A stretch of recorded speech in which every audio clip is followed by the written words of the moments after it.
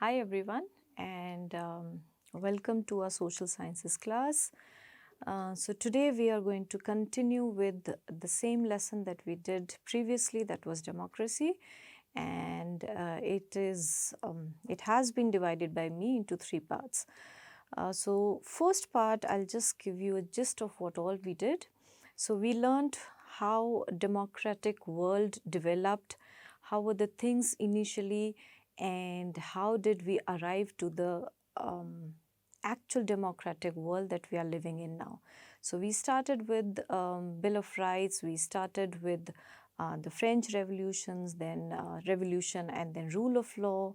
Then we also learned how did all of us got the voting rights. So, and that's called universal adult suffrage. We also talked about the different kinds of governments that we have in the world. So the first one was theocracy. Theocracy means a body of priests that is ruling the country. So we have that theocratic government in Iran.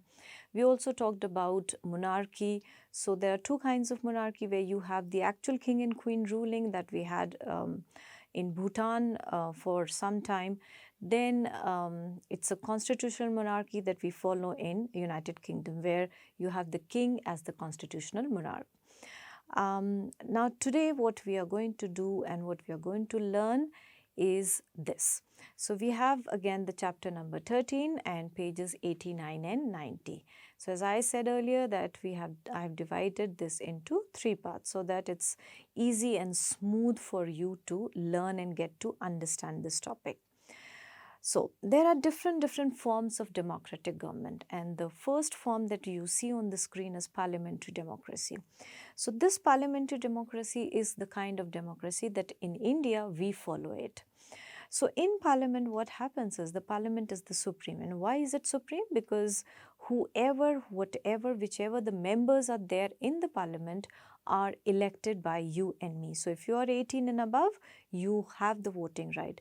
So whoever goes to the parliament is decided by us, decided by the citizens. So that is why the parliament is supreme. Now in the parliament, the executive head is the Prime Minister. If we talk about India, then the Prime Minister of India. And he chooses his cabinet ministers, so whoever he wants, he can make them ministers. So the executive would be led by the Prime Minister and he is advised by his council of ministers, or we can also call cabinet ministers. We also have the president, but the president is a nominal head.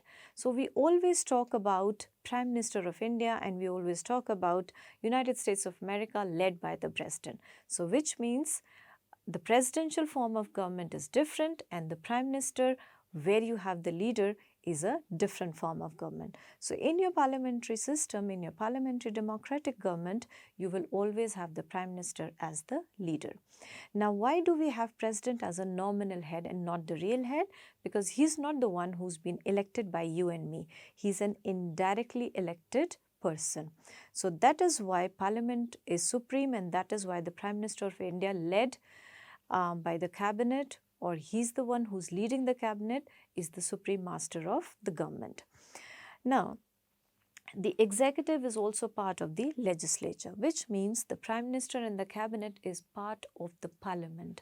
So the main function of the parliament is to legislate laws. So legislature, that is one, I should say, a pillar of democracy. So legislature is the pillar where you make laws. So who is making the law?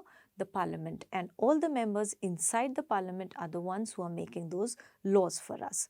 So the majority of the party forms the government and the leader is the Prime Minister and he forms the Council of Ministers. So if there is a political party who gets the maximum MPs, who get the maximum member of parliament because of our voting rights, because of we voting for them, that becomes the majority party, and the majority party will always be forming the government. So if they get 100 members and the other party gets only 50 members, so whoever gets those 100 members as MPs will be forming the government headed by the Prime Minister, assisted by the Council of Ministers. So that form is called your parliamentary democracy. There is a well-defined coordination between the legislature and executive. Why? Because the executive is the part of a legislature. Executive is the Prime Minister, and Prime Minister is the one who is attending the parliament session, who is actually responsible to the functioning of the parliament, in a sense that if I am a minister of education and I have a bill to pass, what am I supposed to do? I am going to produce that bill, that draft in the parliament. So as an executive, as a minister, I am a part of the parliament, I am also a part of the legislature. So I try to formulate those bills, the discussion happens in the parliament, and then when it is signed by the president, it becomes a law. So that is why it is said that the executive is also part of the legislature, and that is why it's a beautiful relationship between the Prime Minister, ministers and the parliament. And remember, the parliament is not only about the ruling party, you also have opposition MPs in there. The legislature has full control of the government and the executive is accountable because it's the one which is making the rules, it's the one which is making the laws, and even the opposition members are there. So the government has to be always on its toes to answer the opposition, to answer the citizens. And that is why it is said that the executive is always accountable to the legislature. Now, there are few examples where you find these parliamentary democracy. As I said, India is a living example.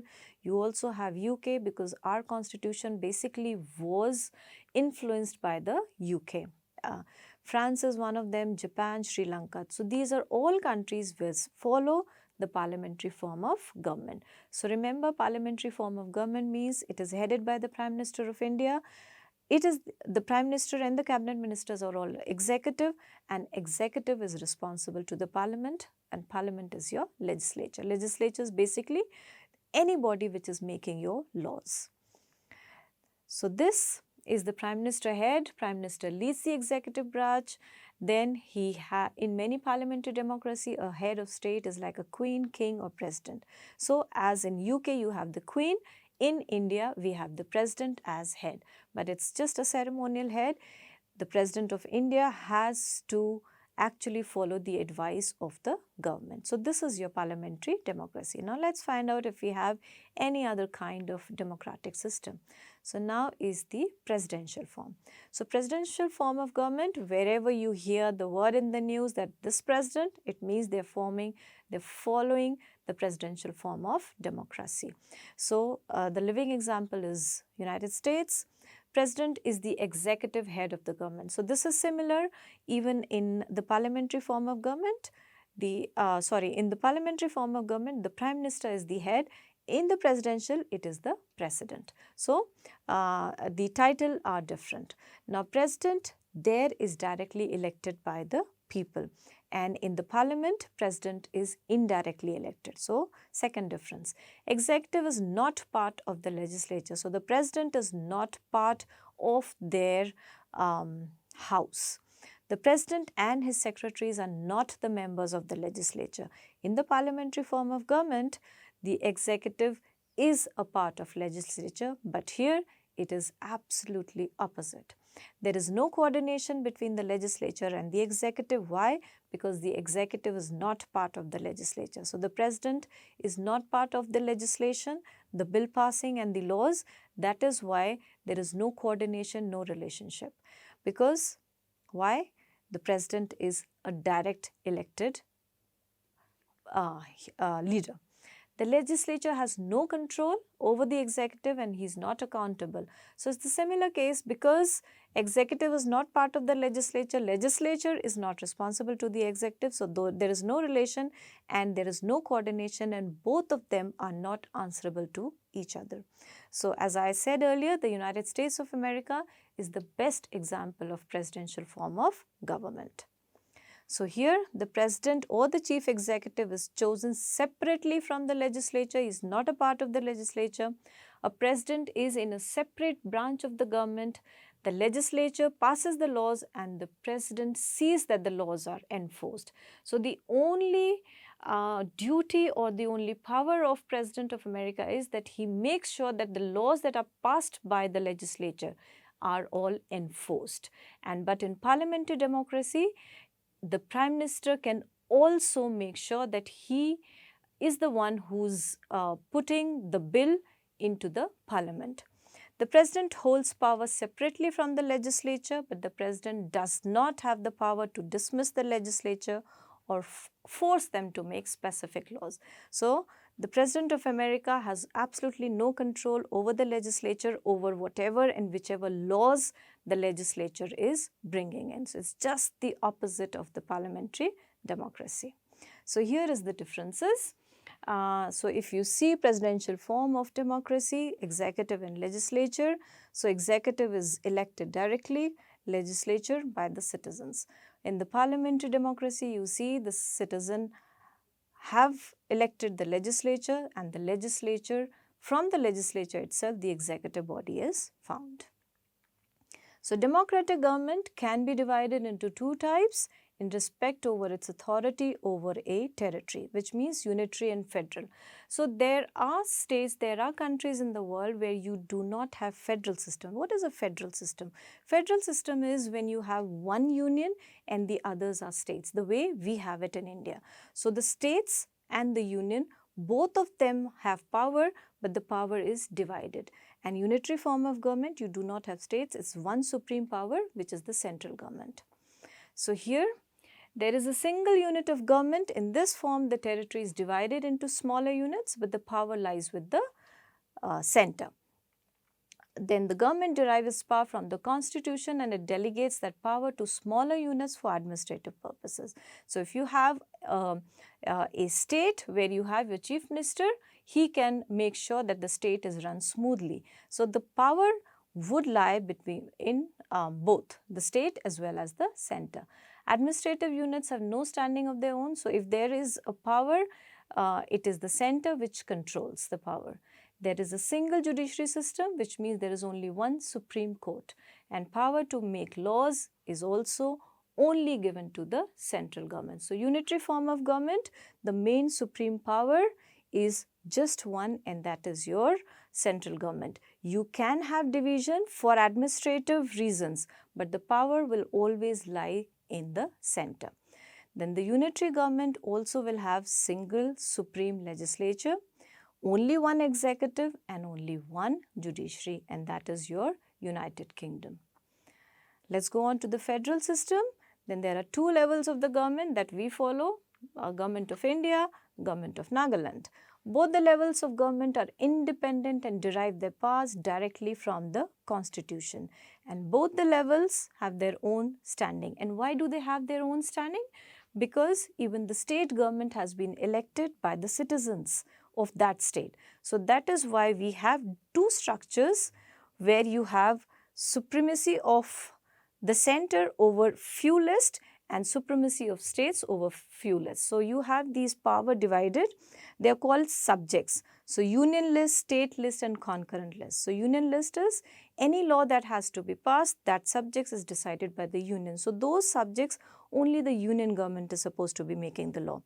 The subjects that are there in the state list, like you have family planning, you have law and order. So, those subjects the state government can make any kind of law.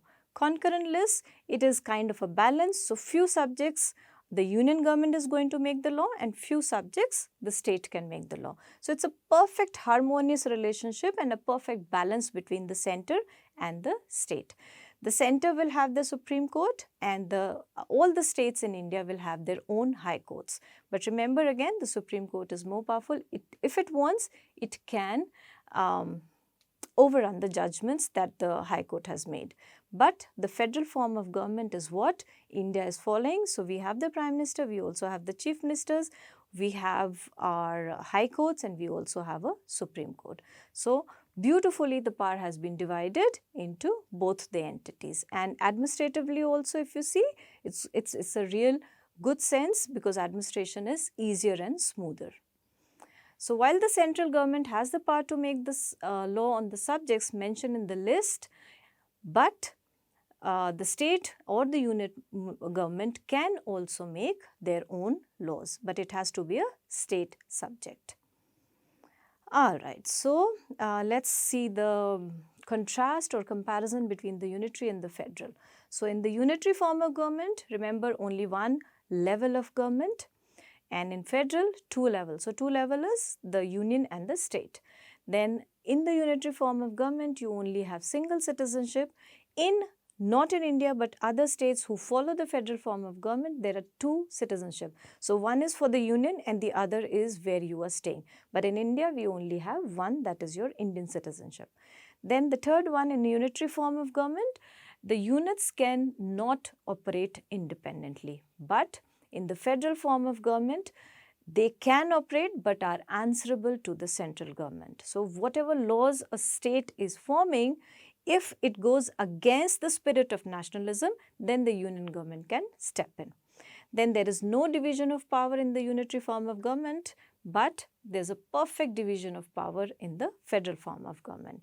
So because there's no division of power, it is a very centralized power structure in unitary form of government, and in the federal form, it is absolute decentralization of power. So it is like a principal having some power and the teachers having some other powers. So that's how you have to be dividing those powers. Now, let's go on to see what are the features that we have in democracy, and that is why we can call it a democracy. So, if you have equality among all citizens, you can say that this is a democratic setup. So, if any caste, any color, any creed, any gender, everybody is equal in the society, you say that yes, it is a democracy. Social equality is another feature that is a part and parcel of democracy. Social equality again means that I have as much right to speak up as you have. I have as much right to study as you have. Economic equality, unfortunately, we are not in that stage that we have economic equality, but the Constitution has given the right to us that says that all the citizens must get equal opportunities, especially in regard of employment. So if I can get a job in a government sector, you have the equal right to get the job. So that is why it is always says that the government job should be published in the newspaper and you apply and you get it. So if the jobs are not published, it means somebody else gets that job and he's taking my right. So another element of democracy is equal opportunities for job. Then you have economic equality, the rich and poor there should be no gap, there should be equitable distribution of wealth. That's still not happened, not in India, even other countries also struggling with that. So if you want equal economic equality, you must have good opportunities for trade, for employment. So religious equality, if I can worship, if you have the same right to be going and worshipping in your worship place. Then you have accommodation of differences. So society or country like us where everybody is different from each other's. The facial features are different, the religion is different, the culture, the language, everything is different. So if all of us can be together, that means we are accommodating each other, and that is what democracy is. Live and let live. I can make a decision who I want to wait. I can make a decision where I want to stay. So if you have a decision-making mechanism or the right or the power, it means you are living in a democratic setup. The final and the most important is everyone, irrespective of gender, caste or creed, 18-year-old, and you can vote. So that's your voting right. If you have human dignity all over the country, it means you are living in a democratic world. And the most important after the voting right is the freedom. Freedom to express your opinion without fear of being caught, without fear of jail, without fear that somebody is going to stop you from making your own thought process. So these are the points that do say that we are living in a democratic world, whether it's a parliamentary democracy or a presidential form of government. So these are your comprehension questions that I would want you to look at, and if you want to refer to the book or you want to think and then write, so please do write the differences between unitary and federal system of government, and the last one was the elements of democracy. So I do hope that You have understood the differences between unitary and federal form of government, presidential and parliamentary form of government. So this was, remember, this was part 2 of democracy. We are soon going to finish our part 3 and then the lesson would be complete. So bye-bye for now. Have fun.